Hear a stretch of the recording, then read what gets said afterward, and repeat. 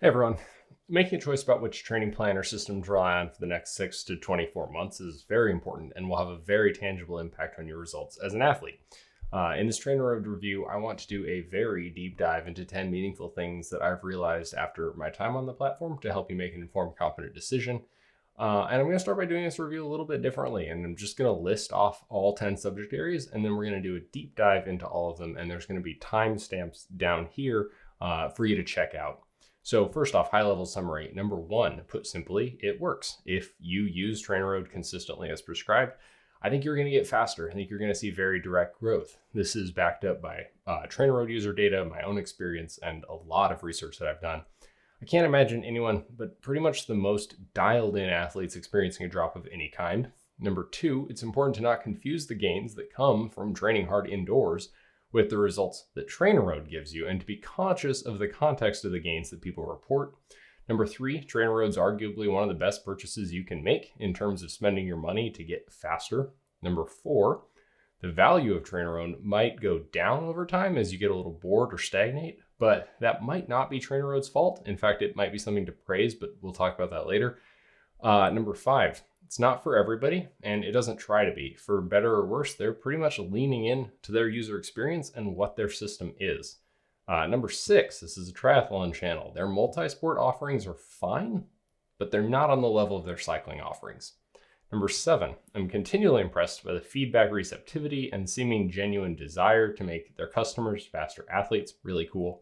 Number eight, the TrainerRoad ecosystem, which is supported by fees, basically your membership fees, is an excellent resource, and I'd like to see more of that integrated into the app.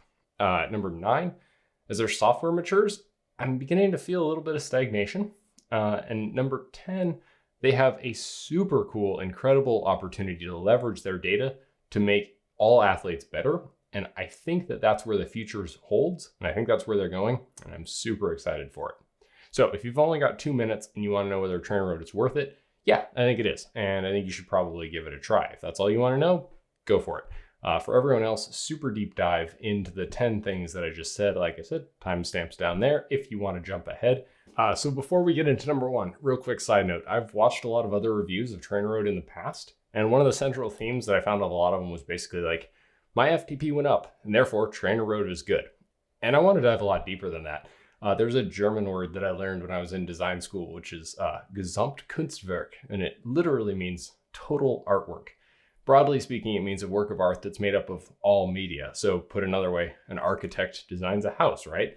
In the total artwork, the architect isn't just making the house, they're making the interior decoration, the floor coverings, the silverware, the dinner set, the bath fittings, everything else to make it a total experience, a total work of art. That's sort of how I view TrainerRoad. So it's true that just spend increasing time working near your threshold isn't necessarily a super brilliant, unique, novel concept. Structured training is not unique to TrainerRoad, but they have built a very well cohesive package of software, training plans, blog, podcasts, and forums, and they add value overall into the space. And really, it's that context that I want to establish, and then we'll go from there. So one, put simply, it works. If you use TrainerRoad, I think you're going to see growth. That's backed up by data, my own experience, and a lot of other people's experience. So first off, really quick primer of what TrainerRoad is and how it works. So it's a piece of software that runs on your smartphone, your iPad, your Mac or Windows PC, and it works with your connected power meter, your smart trainer, or your non-interactive trainer. You begin by doing a ramping power test to measure your FTP, and then the majority of users are then going to use the TrainerRoad Plan Builder to determine the training plan that they're on. So it supports your selection of goal events, but more importantly, it also supports primary, secondary, and tertiary, essentially races, and then builds you a custom plan around those events so that you peak in fitness at exactly the right time. You have the option to choose low, medium, and high volume plans, and there's flexibility in the days you want to work out, etc. You're given a calendar with your workouts that best fit your schedule and goals, and then it's generally scoped into base, build, and specialty race prep. The workouts are all scaled based on that initial FTP test, which means regardless of your level of fitness, you'll receive training stimuli that are tuned to you and your goals, and then progressively push your abilities up while also including deload weeks. That's the core functionality of TrainerRoad, and it's effective. For those of you who come from a background of like just ride a lot and see what happens, I think you're going to be super impressed with structured training and the challenge that TrainerRoad offers. Like, you might already have a great FTP, but how often do you truly attempt to hold 98% of that power on the road? Or how often do you do 3-minute VO2 max intervals? Particularly for those of you who don't have a structured training background, TrainerRoad will push you really hard. Pretty reasonable to say that the vast majority of people, if you're watching this, particularly if you're new to structured training, you're gonna see gains. Like, I came from a really long background of cycling, like a decade, before I got into TrainerRoad. And even though like life has stolen some of those gains from me over the last couple of months with everything, TrainerRoad took me to just under 4 watts a kilogram and increased my FTP nearly 30% from where I started. 2, it's important to not confuse the gains that come from training hard indoors with the results that TrainerRoad is actually giving you, and to be conscious of the context of the gains that people are going to report. So, like, let me be clear and say that I definitely believe that TrainerRoad offers value over simply hopping on a trainer and riding, particularly because it manages that overall training stress that I just talked about through the calendar and plan builder, and it builds your ability up to handle different powers for different durations. But we hear a lot of people say, like, I biked for years and then I got on TR and my FTP went through the roof. And I totally believe those people. It happened to me. But at the same time, I think it's important to at least be aware of what TR pushes athletes to do. At its core, it's power scaled workouts, and it increases the amount of time you spend at various power zones while increasing your training stress and rest periods. TrainerRoad is an ecosystem of software, analysis, trainer control that wraps around a pretty basic-ish set of workouts. I like to think of TrainerRoad as a commitment mechanism to get you on the bike and doing the work. Like I once argued in my video that I think a lot of high-end GPS watches are overcredited. There's no magic happening behind the scenes. It's kind of like that with TrainerRoad. Like, it's helping you, but you're still the one ultimately doing the work. So TR is going to make better use of indoor training time, which is super valuable. But if you were to just get on your trainer and truly work hard, you're going to get faster too. 3, for the money, TR is arguably one of the best purchases you can make in terms of tangibly getting faster. So right now, TR is $180 paid once a year, or $20 a month paid 12 times a year. They have slowly raised their price. A lot of people are at $100 a year. They've allowed existing users to stay grandfathered in, which is nice, but ironically, it means if you ever quit, you might be less likely to come back because now you're paying less than you were for the same thing when you left. So if we're talking about spending money to get faster, I think it's one of the best ROI purchases you can make because it will make you a faster, stronger athlete versus just winning because you spent more money on your bike or your shoes. So like if I was an online coach selling generic training plans, I'd be super intimidated by TR. I've had a lot of kind of a dislike of entry-level coaching for a while, and TR is the perfect product for that audiences. Like, let me be clear, proper one-on-one coaching is effective, but it's highly skilled and it's expensive, and not everybody can afford it. So coaches that just build out 1 or 2 size-fits-all plans based off RPE or basic, time, charge $30 a month. It's not optimal. It's not as customized for people because the business model just doesn't allow that personalization. Ultimately, this isn't a video comparison against other coaching software, but just to acknowledge Zwift. I just want to say that I don't think Zwift and TR are sort of operating within the same ecosystem. Like, athletes will ride Zwift because it makes indoor training more enjoyable for some, and to maybe keep their fitness up for outdoor riding. But the Zwift rider, like if you're on Zwift, you have a lot of different reasons you might be on Zwift. But if you're on TrainerRoad, the only reason you're on TrainerRoad is to get faster. Like, TrainerRoad's not fun. It just makes you faster for your other goals. That said, Zwift offers plans which, like, they might not be as good as TrainerRoad in a vacuum, but if they have more long-term viability and it keeps the rider coming back, that just goes back to what I said earlier. The value is getting on and doing the workouts. All right, number 4, the value of TrainerRoad might wane over time because you might experience stagnation or boredom, but that might not be TrainerRoad's fault. So a criticism that I once saw given out to TrainerRoad was that they really only had a couple of plans that 99% of their customers were on. I think it was a bit of a mischaracterization, but I think there's something there still worth unpacking. So with the release of Plan Builder, you can build out a full season's worth of base build and specialty in like 10 minutes, which kicks ass. It's great. But after selecting your experience level with structured training, how much time you can devote, what sport you're looking for, you're pretty much just kicked out a pretty prescribed plan comprising base, build, and specialty. And then once you work through that, you're going to eventually be faced with, well, what's next? And the answer generally is do it again and over and over and over until you hit your max or just quit or hit a level you're satisfied. And there's a part of me that actually respects TrainerRoad for that, because it's sort of a flawed perspective to say, well, I've got this thing that's working and it's been working and now I just want to change it. Like, if something works, you should probably keep doing that thing. So I respect TrainerRoad for just saying, no, this works, stay on it. But if they want to stay relevant for years and years, I'd like to see them expand into different areas. Like, what are the other things that we might do after 3 years of TrainerRoad, right? Because they have the ability to track athlete performance over years. You know, there are things that happen in your body that come from riding bike hard over years, but maybe there's things we could do to influence them positively, proactively, right? So, like, does a rider who's done 5 rounds of sweet spot base benefit in the same way that a new rider does, even though the workouts are scaled?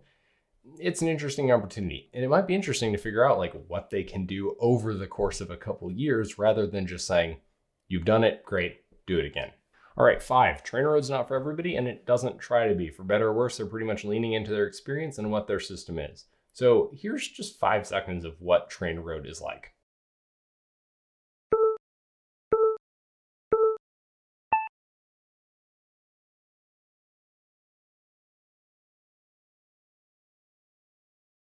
So they've stated on their podcast that there's 2 main types of athlete motivation. There's athletes that look for distractions from the challenge or the pain. And there's athletes who like to focus on it and embrace it and get through it. And it's the second group that resonates with TR. And what you see is what you get. Like, Zwift loves the word gamification. Like, they want to make everything fun, right? There's no gamification in TrainerRoad. There's no prizes for completing 10 workouts in a row.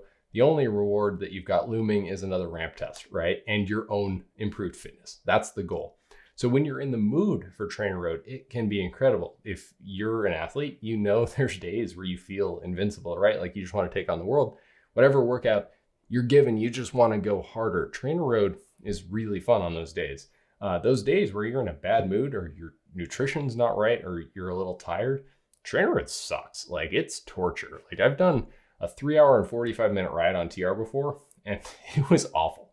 Like, no doubt, part of that is just 3 hours 45 on a train door sucks always, but TrainerRoad doesn't help. Like, the closest thing that they do is basically give you a little bit of workout text, which is sprinkled into most of the workouts. But a lot of the text is kind of the same. Like, if you do a lot of TR workouts, a lot of the text feels the same. And the workout goals are in the description before you do it anyway. It's good for drills, but the point that I'm making here is TrainerRoad's fun when it's fun, and it sucks when it sucks.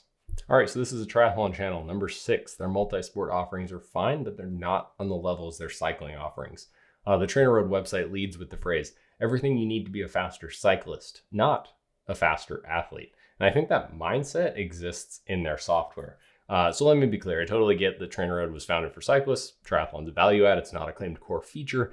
And I understand that they've publicly stated an intent to improve this functionality. But as it stands now, October 2020, triathlon training plans just aren't as good as their cycling plans. On a tangible level, you can't import runs or swims into the system the same way as you can like an outdoor ride. You essentially just tell it you've completed it and it tracks it. That's a feature that's supposedly coming soon though, so good. One of the cores to the cycling plan is the ramp test to determine the FTP that drives the zones. With running and swimming, it just becomes a lot more general. There's no assessment to determine your ability. So run workouts are based on RPE, rate of perceived exertion, essentially how hard it feels. Swim workouts are pretty much RPE and distance and sets. So RPE is a valid way of creating a training plan, but for a platform built around empirical data, it feels lacking. Like, you feel the difference between a cycling workout, which is so focused, and a running workout, which is a little more general. More so, the system makes some assumptions, which, while they're not unreasonable, they don't offer customization. So for example, say you're an extremely experienced cyclist, half decent runner, and a non-swimmer looking to do your first half Ironman. TrainerRoad can't help you. The runs and swims have no level of adjustment ability. They're essentially saying like, okay, this person wants to do a half IM. They should generally be able to run about this distance, swim about this distance, and then they build out workouts, RPE workouts according to that. No adaptability for the different skill levels amongst the 3 sports. A runner with a history of like 50 miles a week and a runner with a history of 15 miles a week can both get into half Ironman shape over the course of a training block, right? But TR would give them the same plan. So Secondly, as alluded, there's no assessment-based workouts here. I would love them to just say like run a 5K, right? And establish some basic run zones and just get people in the general area. Like, as much as I derided the one-size-fits-all coaches a while back, it feels like that.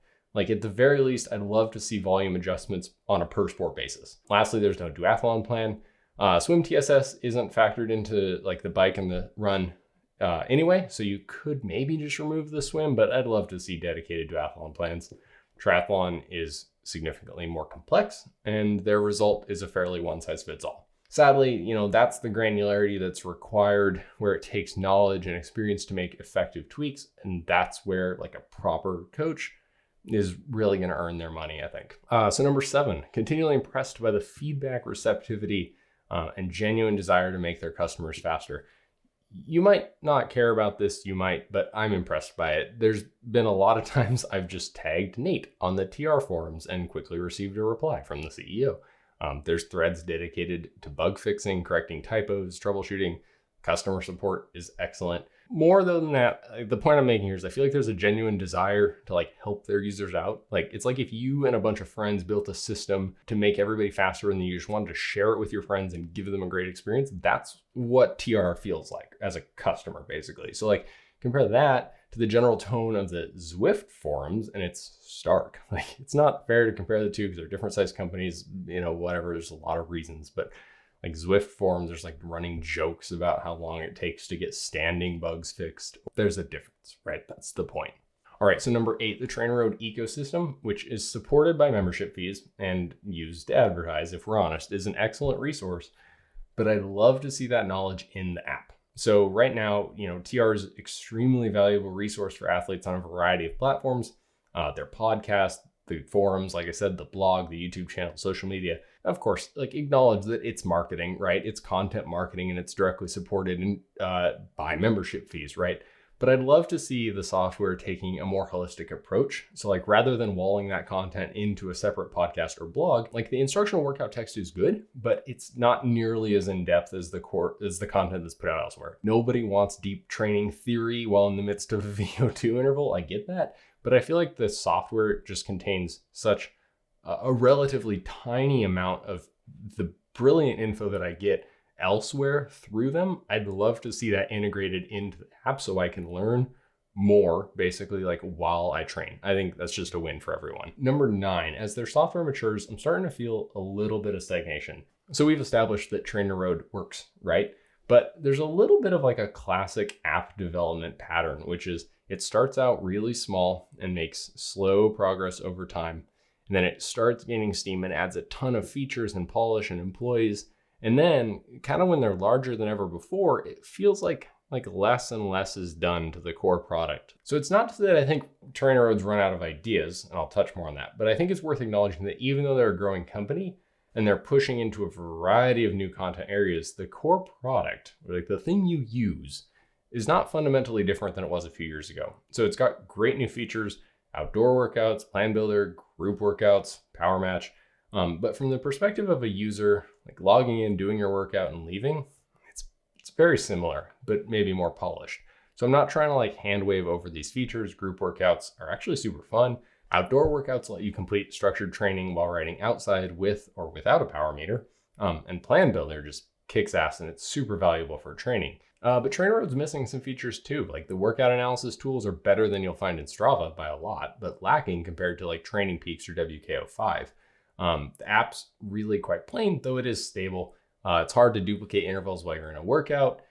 They're investing a ton into content marketing through web, video, and podcast, which is a great resource. It could be argued that the additional knowledge is meaningful to make you faster as well. On some level, though, it's just important to remember that at the core, TrainerRoad just makes you do the workouts, and that's what makes you get faster.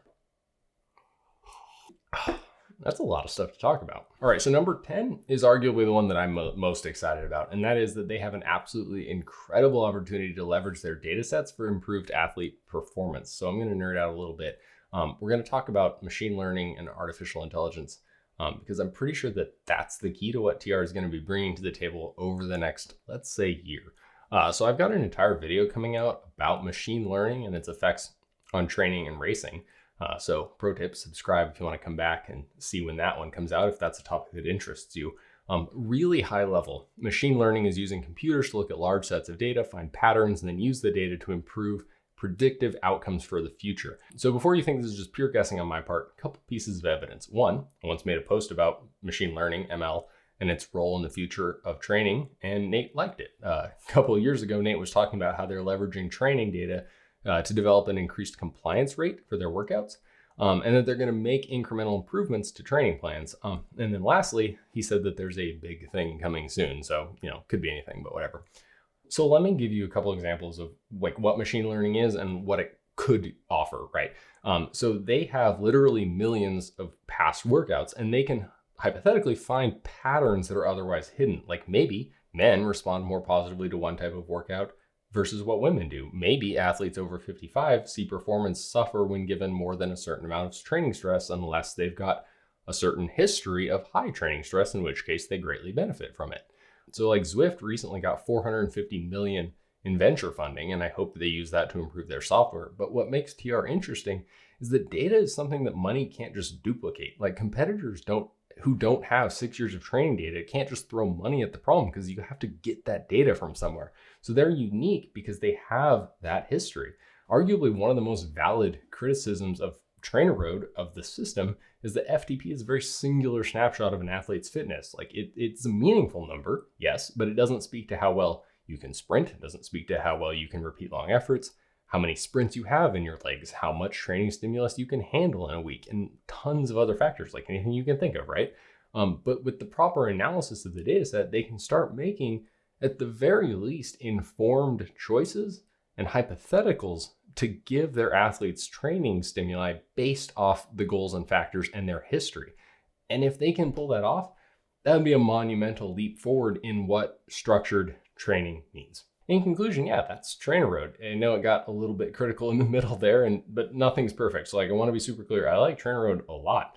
If you're still watching this video and you're unsure of it, I think you'd owe it to yourself to at least give it a try. Like, as always, the most effective workout is the one you do consistently. So whether that's TrainerRoad, Zwift, or an online coach, you'll see the gains as long as you put the effort in.